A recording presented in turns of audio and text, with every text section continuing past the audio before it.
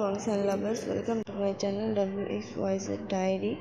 तो वीडियो को आगे बढ़ाने से पहले मैं आप लोगों से कुछ शेयर करना चाहती हूँ। आई होप कि आप लोग इसे सुनेंगे और आप लोगों का राय नीचे बताएंगे कमेंट पे। तो एक सिस्टर ने कमेंट किया था कि आप तेकुक और इज़न फैन फिक्शन शेयर कीजिए। तो मैं सिस्टर को बताना चाहती हूँ कि मैं वैसे तो तेकुक एफएफ नहीं पढ़ती। मैंने BTS के कई सारे एफएफ पढ़े हैं, लेकिन वो सब योंगनम के साथ तेकुक अभी तक मैं नहीं पढ़ा और मैं तेकुक को सिप भी नहीं करती। लेकिन फिर भी अगर आप लोग चाहते हो कि मैं शेयर करूँ तेकुक, तो प्लीज़ कौन सा वाला आप कमेंट में मुझे बताइए, क्योंकि मुझे वो वाला पढ़ना भी है। फिर और अगर ईज़ान की बात करें तो हाँ, मैं ईज़ान सीपर हूँ और मैं ईज़ान को लेके एफएफ लिखती भी हूँ। इनफैक्ट मेरे अपने वॉटपैड अकाउंट में ईज़ान और वॉन्गसन को लेके काफ़ी सारे 3-4 वैसे एफएफ लिखे हैं। अगर आप इंटरेस्टेड हो तो आप जाके मेरे वॉटपैड अकाउंट से उन्हें पढ़ सकते हो। अकाउंट का नाम है सियानबानी YZ। मैं स्क्रीन पे मेंशन कर दूँगी और इज़ान फैन फिक्शन में शेयर करूँगी। लेकिन फ़िलहाल मैं कोई रेगुलर एफएफ नहीं कर रही हूँ। फिर भी आप लोग चाहते हैं कि मैं शेयर करूँ तो कौन सा वाला शेयर करूँ, आप लोग कमेंट में ज़रूर बताइएगा। मुझे वही लेके आप लोगों से राय जाननी थी। और मैंने तो अभी हाल ही में यूट्यूब चैनल स्टार्ट किया है। मेरे चैनल पे टोटल 5 वीडियोज़ है, लेकिन पता नहीं 3 वीडियोज़ पे ऑलरेडी कॉपीराइट क्लेम आ चुका है। मैंने 1-2 वीडियो देखा है यूट्यूब इंस्ट्रक्शन में। मुझे लगता है कि बैकग्राउंड म्यूज़िक के लिए है, तो मैं कोशिश करूँगी कि बैकग्राउंड म्यूज़िक चेंज करके देखने के लिए। आई होप कि वो कॉपीराइट क्लेम मेरे चैनल पे कोई इफ़ेक्ट नहीं करेगा। सच कहूँ तो जब मैंने ये चैनल स्टार्ट किया था, मुझे नहीं लगा था कि मुझे आप लोग का सपोर्ट मिलेगा, लेकिन अच्छा लग रहा है ये देख के कि आप लोग मुझे सपोर्ट कर रहे हो। सच में दिल से थैंक यू आप लोगों का मुझे सपोर्ट करने के लिए। आई नो मेरी वॉइस अच्छी नहीं है, आवाज़ भी अच्छी नहीं है, इसके बावजूद भी आप लोग मुझे सपोर्ट कर रहे हो ऐसे, तो इसके लिए बहुत बहुत थैंक यू। तो आप लोग ये नहीं सुनना चाहते हो और आप लोगों को बोरिंग लग रहा है, तो आप पहले का 2 मिनट्स स्किप कर सकते हो या फिर 2x स्पीड पे दे के आप सुन सकते हो। तो आप चाहो वो कर सकते हो। तो फिर चलो ज़्यादा बकबक ना करते हुए फैन फिक्शन को स्टार्ट करते हैं। फिर हमने देखा था कि लैंचरन और लैंसविजन की डिस्कशन डिनर टाइम तक चलता है। फिर डिनर करने के बाद सब अपने अपने चैम्बर में चले जाते हैं और सो जाते हैं। लेकिन एम्परर लैनवांगजी उस रात नहीं सोया था। पिछले दिन वो एम्पुसा से नहीं मिल पाया था। उसके दिल में एक तड़प थी एम्पुसा से मिलने के लिए, इसलिए आज वो मिडनाइट से काफ़ी पहले ही सिंची फॉरेस्ट पहुंच गया था और एम्पुसा को वेट कर रहा था। ऐसे नाइट पार होकर मिडनाइट हो गया, मिडनाइट भी पार हो गया, लेकिन एम्पुसा उस रात नहीं आया। एम्परर का इंतज़ार सिर्फ इंतज़ार ही रह गया। सुबह तक एम्परर ने एम्पुसा के लिए वेट किया, लेकिन एम्पुसा का नामो निशान तक नहीं आया। वैसे तो कभी नहीं हुआ। जब से एम्पुसा ने सेंसी फॉरेस्ट में अपीयर होना स्टार्ट किया है, तब से लेके लगातार हर रोज़ वो वही जगह पे आता था। लेकिन आज ये पहली बार था जब उसने नहीं आया। क्या वो एम्परर से नाराज़ होकर नहीं आया क्योंकि लैनवांगजी कल उसे मिलने नहीं आया था? वही सोचते सोचते एम्परर अपने चिंग से चला गया। नेक्स्ट दिन एम्पुसा को पकड़ने का योजना बनाया जाता है और इसे लीड करते खुद एम्परर। एम्परर को बुरा तो लग रहा था कि काश वो ये सब कुछ एम्पुसा से फेस टू फेस पूछ सकता, पर वो ये भी जानता था कि एम्पुसा उसे इस बारे में कुछ नहीं बताएगा। इसलिए थक हार कर उसने यही रास्ता चुनना ठीक समझा था। योजना ऐसी बनाया गई कि एम्पुसा को पहले चारों तरफ से 5 लेयर में घेरा जाएगा। पहले लेयर में जो सैनिक होंगे वो होंगे ओमेगास, और ये सब कोई आम ओमेगास नहीं थे, इन्हें एम्परर खुद ट्रेनिंग दिया था। ये ओमेगास एम्परर से ट्रेन थे और युद्ध कला में काफ़ी माहिर थे। ओमेगास के दूसरे लेयर पे होंगे बीटास और तीसरे लेयर पे होंगे अल्फ़ा। चौथे लेयर पे होगा डार्क गार्ड्स और फिफ्थ लेयर पे होगा खुद एम्पेरर। ये योजना इसलिए बनाया गया था ताकि जब इम्पुसा अपना सिडक्टिव फेरोमोन रिलीज़ करे तब ओमेगाज अपना सूथिंग फेरोमोन रिलीज़ करके इम्पुसा के फेरोमोन को बीटास और अल्फास की तरफ बढ़ने से रोक सके।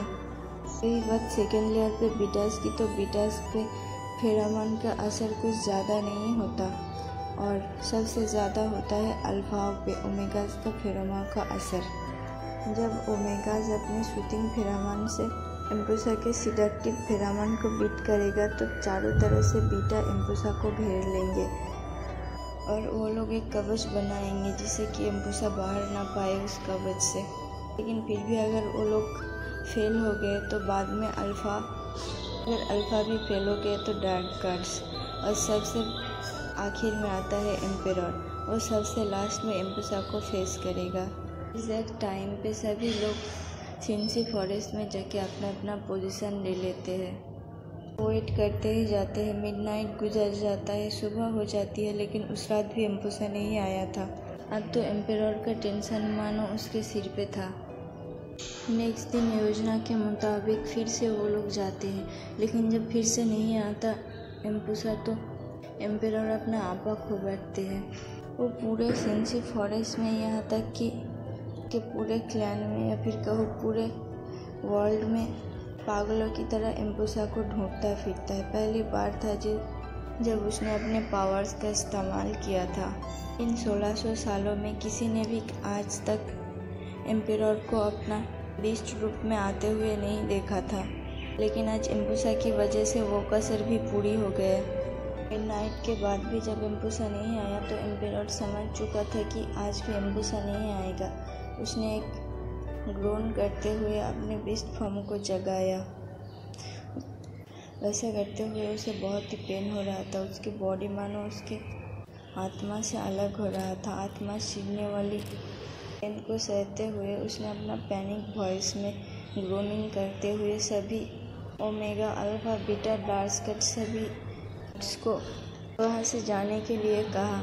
सभी ने जब देखा कि एम्पेरर अपने बीस्ट फॉर्म में आ रहा है तो तुरंत वहाँ से सब निकल गए, लेकिन छुपके से सभी देख रहे थे एम्पेरर को बीस्ट में चेंज होते हुए। और एम्पेरर का बीस्ट फॉर्म था लाइकन। अपने लाइकन रूप में आते ही एम्पेरर ने तेज़ी से पलक झपकते वहाँ से गायब हो गया। एम्पेरर लाइकन था तो क्या हुआ, वो सभी क्लैन का एम्पेरर था। वो जब जिसका चाहे उसका रूप ले सकता था। अगर वो चाहे तो सब मिला के एक ही रूप ले सकता था। पलक झपकते उसने दहाड़ते हुए पूरा दुनिया घूम लिया, लेकिन उसे इम्पुसा कहीं भी नहीं मिला। वैसे करके फिर से 2 हफ्ता बीत जाता है, लेकिन इम्पुसा तो मानो गायब ही हो गया था। उसका कोई नामो निशान नहीं था। इस 15 दिनों में एम्पेरर मानो दिल से टूट चुका था। वैसे एक भी जगह नहीं था जिसे एम्पेरर ने सर्च नहीं किया था, और एक भी रात नहीं था जब एम्पेरर ने सोया था। सुबह से लेकर पूरे दिन तक एम्पेरर अपना काम करता था, अपना ज़िम्मेदारी निभाता था, कोर्ट संभालता था, लेकिन शाम के बाद डिनर करके वो गायब हो जाता था। अपने बीस्ट फॉर्म में आके वो पूरे धरती घूमता फिरता था। आसमान से लेकर ज़मीन तक कोई भी जगह उसने बाकी नहीं छोड़ा था, लेकिन फिर भी उसे इम्पुसा का कोई नामो निशान के एक बाल तक भी नहीं मिला। एम्पेरर को पता नहीं क्यों अपने दिल में बहुत ही पेन होता था। जो धुंधले यादें इम्पुसा से मिलने के बाद उसमें दिमाग में आना शुरू हुआ था, वो अभी भी जारी था, और इस बार तो वो बहुत ही ज़्यादा था। बुला रहा है, हस्बैंड अपने स्पोर विंग पे तरस खाओ ना। लंजा, ये खाना बहुत ही टेस्टलेस है। लंजा, तुमने ये फूड मेरे लिए बनाया। लंजा, इसे मिलो, ये मेरा बेटा है, इसे मैंने जन्म दिया है। लंजा, तुम इतने सेमलेस कैसे हो सकते हो? अगर वोल्चिरान ने अपने फेवरेट नेफ्यू को मेरे साथ वैसा करते हुए देख लिया पब्लिक प्लेस में तो पक्का उसे हार्ट अटैक ही आ जाता। लंजा, अपने स्पोर विंग पे तरस खाओ ना। अब तो वो धुंधला सा यादें और भी मजबूत होते जा रहा था। वो वॉइस से एम्पेरर को और भी ज़्यादा क्लियरली सुनाई देता था, लेकिन एक चीज़ था जो उसे नहीं समझ में आ रहा था। और वो था उस पर्सन का फेस। उस पर्सन को ब्लैक और रेड रोब में देखता था। उसके हेयर में लाल रिबन बंधा होता था, लेकिन उसका फेस उसे कभी भी नहीं दिखता था। लेकिन ये पर्सन जो भी था, एम्परर उसे बहुत ही कनेक्ट महसूस करते थे खुद को, मानो कि ये उसका आत्मा का ही कोई हिस्सा हो जो कि बिछड़ गया है उससे सालों पहले। अब फिर से मिलने की कोशिश कर रहा है उसके आत्मा से। कई सारे इम्पीरियल डॉक्टर और हीलर से भी बात की इस बारे में एम्परर ने, लेकिन वो लोग उन्हें क्लियरली कुछ नहीं बताते। लोग सिर्फ इतना बताते कि एम्परर अपने दिमाग में ज़्यादा जोर मत डालो, धीरे धीरे आपको सब समझ आ जाएगा। लेकिन इन सब में एम्बुसा था जो कि एम्परर के दिमाग से जा ही नहीं रहा था। अब तो एम्परर को सच में ऐसा लगता है कि क्या वो सच में दुनिया में से बिलोंग करता भी है, या फिर वो सिर्फ इसका एम्परर का एक ड्रीम था, एक कल्पना थी, एक छवि थी जो कि उसके दिमाग अभी खेल रहा था। अगर ये एक ड्रीम था तो एम्परर मानो उस ड्रीम से कभी भी जगना नहीं चाहता। अगर ये एक कल्पना थी तो एम्परर उस कल्पना से कभी भी खुद को अलग नहीं करना चाहता था, हर वक्त उस कल्पना में डूबे रहना चाहता था। और अगर ये एक छवि था तो एम्परर हर वक्त अपने आँखों के सामने उस छवि को लगाना चाहता था, हर वक्त उस छवि को निहारना चाहता था।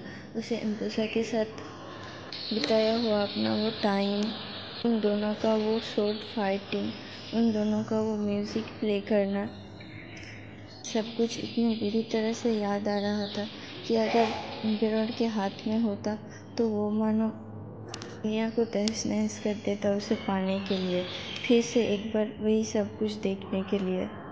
लेकिन वो बेबस था, बेबस था किस्मत के सामने, बेबस था अपने चाहत के सामने। कभी कभी तो उसे खुद के ऊपर हंसी आता था, जो एम्परर पूरे वर्ल्ड में रूल करता है, जिसके इंस्ट्रक्शन के बिना एक पत्ता तक नहीं हिलता। वो खुद को इतना बेबस और मजबूर महसूस करता कि उसे अपने उस लाचारी पे तरस आता था। लेकिन आज भी एम्परर ने उम्मीद नहीं छोड़ी थी। आज भी वो जाता था सिर्फ एम्बुसा को ढूंढने के लिए। जो योजना एम्परर ने बनाया था एम्बुसा को पकड़ने के लिए, वो योजना तो कब तक